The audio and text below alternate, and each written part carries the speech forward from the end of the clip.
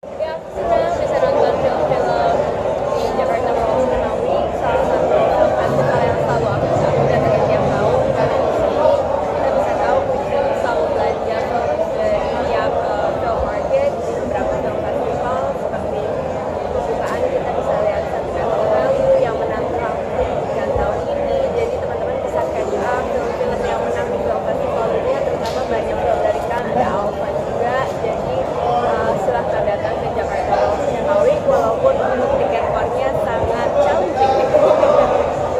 Buat Raska sama Taskia, boleh nggak dijelasin soal film yang bakal tayang di sini? Avenger Merit pemerannya Lutesa sama Maxi, kita memotret isu yang lagi in saat ini di Indonesia. Jadi untuk film KPN 2 Oktober, jangan lupa nonton. Kalau aku ada di film Kamata menceritakan tentang ART yang dalam kota akan harta dari majikannya. Tapi yang tadinya mungkin mereka takut tapi karena diungkapkan akhirnya mereka melakukan apapun untuk mendapatkan uang itu dan memiliki segalanya yang bagi mereka tuh kayaknya itu tuh nomor satu dibanding nyawa dan Karakter dan peran kamu sendiri gimana Kak di dalam film tersebut?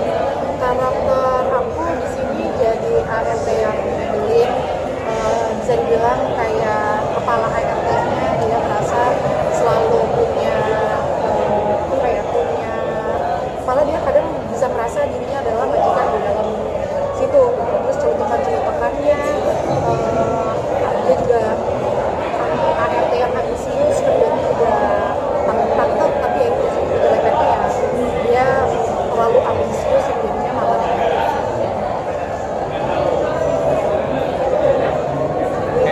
apa kita yang nanya mas? Iya, Terima kasih semuanya. terima kasih semuanya. Ini ada satu film saya dari Quick Film Studio yang tadi dipasang di Jakarta World Cinema tahun ini, judulnya Andai Kau Datang Kembali.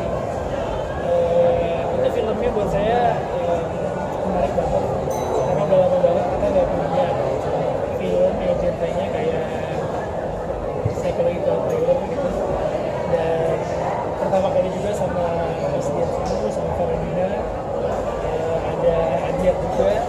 Menurut saya menarik banget sih, dan kayaknya cocok banget kalau dipasang di Jakarta World Cinema tahun ini.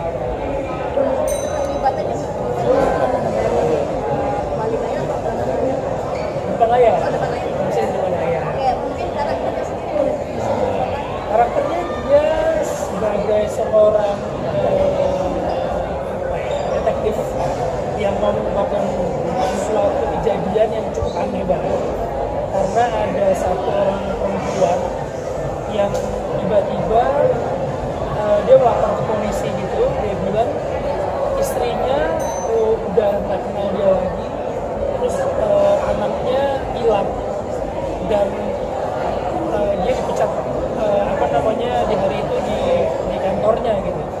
Dan buat saya bukan dipecat, dia tiba-tiba banyak masalah di hari itu, dan sementara keberadaan orang itu di data-data yang ada di media polisi itu ternyata nggak ada sama sekali.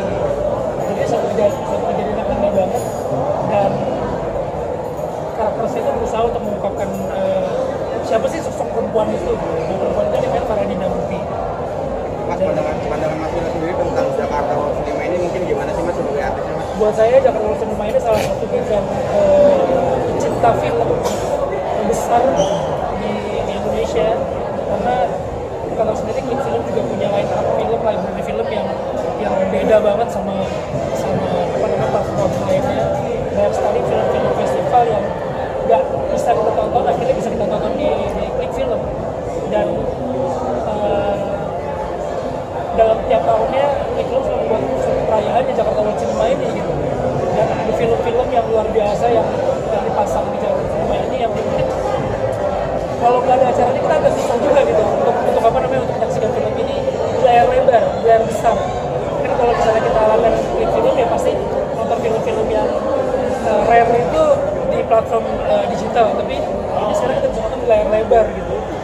Buat saya ini satu kesempatan kesempatan yang luar biasa, dan tahun ini juga banyak sekali festival yang apa ya, yang bisa untuk memperkenalkan karya-karya baru dari sinias muda gitu. Ada apa namanya festival film pendek, terus ada film-film dari apa namanya sinias yang mungkin nggak bisa diputar di bioskop secara umum, tapi dipasang di apa namanya di festival ini karena punya tema yang unik gitu. Dan adanya film-film luar juga yang masuk sini bisa menjadi apa ya, bisa menjadi kayak kita berkaca gitu sejauh mana sih film-film Indonesia tuh bisa bersaing dengan karya-karya luar. Ini satu event yang luar biasa sih. Kekurangannya ada nggak Mas di dan harus diperbaiki? Kekurangannya pasti ada, tapi buat saya ini satu pencapaian baru lagi. Mungkin apa ya, cara kalau sinema ini jangan cuma di Jakarta gitu, mungkin bisa dibawa keliling ke kota-kota lain, karena banyak banget kalau saya lihat teman-teman di luar kota pengen nonton filmnya di versi layar lebar, tapi terbatas. Jadi mudah-mudahan ini bisa keliling ke kota-kota lain, dan mungkin eventnya bisa lebih panjang lagi dan bisa lebih banyak lagi sinias-sinias luar yang datang ke sini. Jadi kita bisa kolaborasi, kita bisa diskusi, bisa berpikiran. Dan banyak sinias kita yang fans ini sama filmmaker luar, jadi bisa apa namanya bisa diskusi banyak di Jalan Sinema ini. Sebagai nyambung pertanyaan tadi, ada sekarang kan jumlah film Indonesia kan makin bertambah, genrenya makin banyak, ceritanya makin kompleks. Kalau Mas Phil sendiri memperlainnya seperti apa? Buat saya sih tetap optimis, karena apa namanya, bayangkan dalam satu minggu aja udah ada 4 film gitu. Tapi buat saya apakah kuantitas film-film ini akan sejalan dengan kualitasnya, itu harus kita buka lagi. Misalnya film-film yang akan tayang itu memang benar-benar difilter banget, jadi nggak cuma kuantitas yang indah tapi kualitasnya gitu. Karena nonton film kita kan juga udah sangat pintar banget, udah tahu banget cara memilih film yang baik seperti apa gitu. Jadi kualitas film kita harus meningkatkan lagi gitu. Dan ajang-ajang kayak gini nih juga jadi edukasi buat kita gitu, bahwa ini loh film-film lain yang ada di Jalan Sinema ini bukan film cece gitu. Kalau kita lagi film-film yang punya reputasi yang baik seperti festival, film-film yang punya apa ya, kelas yang mungkin kita nggak bisa nemuin ini di tayangan bioskop reguler. Ke depan dari ekosistem apa itu? Ekosistemnya harus dinyali, produsernya pun juga harus dinyali untuk membuat karya-karya yang luar biasa. Nonton film Indonesia itu juga harus dinyali untuk yuk coba kita nonton film-film yang apa namanya berbeda-beda genre, cerita. Dan pemerintah juga harus dinyali untuk apa ya, untuk terus pro kepada sinema, pro kepada industri film kita gitu. Karena buat saya tanpa adanya ekosistem yang baik, film Indonesia pasti akan segitu-segitu aja, maju tapi akan segitu-segitu aja gitu. Kita pengen kayak India, kita pengen kayak Korea, kita pengen kayak negara-negara lain yang semuanya benar-benar punya ekosistem yang apa namanya, yang selalu positif setiap tahunnya. Bahkan sebagai artis yang filmnya masuk ke Jakarta Cinema ini kan internasional ya, festivalnya itu suatu kebanggaan nggak sih bagi Mas? Iya, saya senang banget karena pasti kan ada kurator-kuratornya juga gitu. Saya senang banget nanti filmnya pertama kali diputar tanggal 30, dan mudah-mudahan film ini bisa apa ya, bisa dinikmatin. Gimana pun juga film harus tetap menghibur ya. Mudah-mudahan film ini menghibur dan bisa jadi apa ya, bisa jadi pilihan lain lah di Jakarta Cinema ini. Kebetulan hari ini nanti tayangnya di tanggal 2 Oktober perdana itu Lavender Marriage. Jadi bukan hari ini karena persis di tanggal 2, dan filmnya itu bakal ikutan festival dulu sebelum nanti tayang. Jadi hari ini aku datang untuk support JWC untuk nanti sampai tanggal 2 Oktober untuk perdananya Lavender Marriage. Genrenya itu ceritanya drama ya, tentang seseorang yang menikah untuk menutupi gendernya, dan di situ aku berperan sebagai polisi. Ya, jadi memang ceritanya cukup unik dan memang berbeda lah dari cerita-cerita pada umumnya, mengambil topik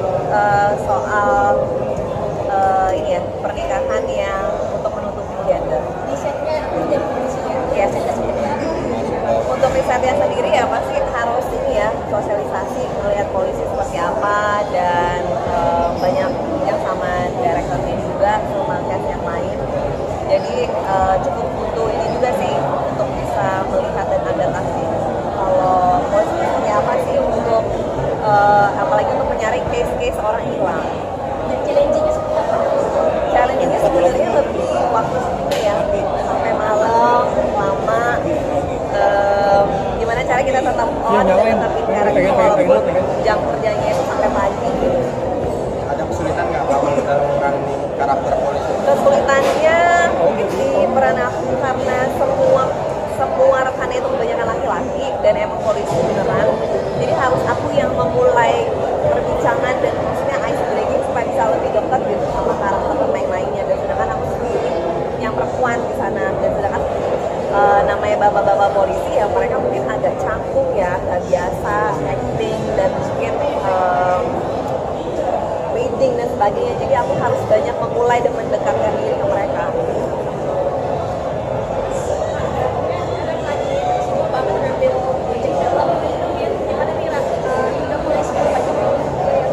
Seneng banget bisa terlibat di Lavender Marriage karena ceritanya memang aku suka ya kalau ada cerita yang bukan cerita yang pada umumnya atau kita bisa bilang komersil, karena cerita-cerita seperti ini yang mungkin film-film yang bisa masuk festival gitu dan yang harus keluar dari comfort zone gitu, jadi cukup menantang dan bikin aku exciting untuk nanti melihat hasilnya.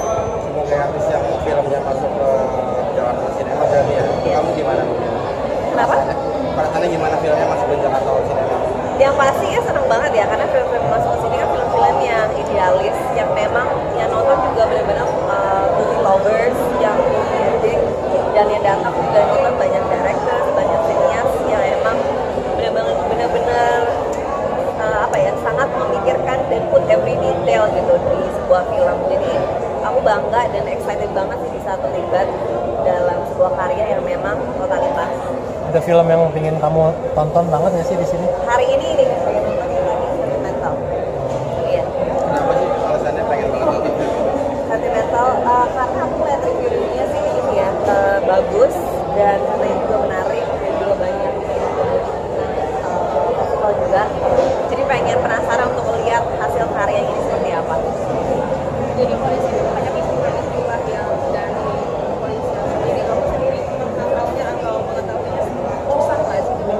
Cukup susah ya, cukup nggak terbiasa karena kan bahasanya itu banyak bahasa politis gitu ya, atasan, bawahan, jadi benar-benar kita nggak boleh salah sebut gitu karena kan ya publik yang bisa menilai juga kan aparat seperti apa, jadi memang harus ditulis secara detail dan harus diulang-ulang bisa dapat pemahaman dan pendidikan yang tepat.